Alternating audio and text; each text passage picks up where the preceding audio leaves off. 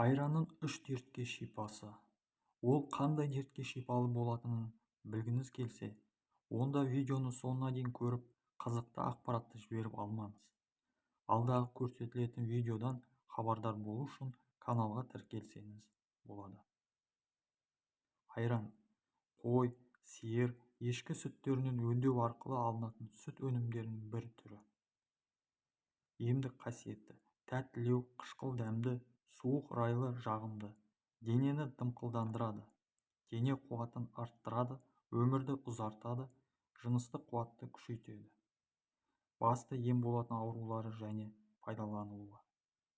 Бірінші, жоғары қан қысымы ауруына шалдыққан адамдар тамақтан кейін 30 минуттан соң күніне 0,250 литрден 2 рет ұзақ уақыт ішіп тұрса, қан қысымы біртіндеп төмендейді. Екінші, нерв қызметінің қалыпсыздығынан ұйқы қашуға.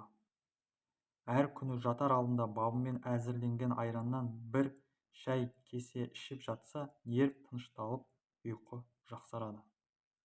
Үшінші, ауру сырқау салдарынан қан аздыққа, дене әлсіздікке. Айранды жақсы ұйытып, ұзақ уақыт бабымен ішсе, денсаулық біртіндеп қалпына келеді.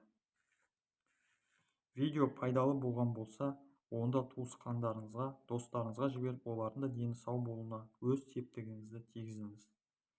Видео танысу сипатына ие екенін және кез келген жағдайда дәрігермен кеңесуіңіз қажет екенін ескерген жөн. Келесі видеода жүздескенше аман сау болыңыздар.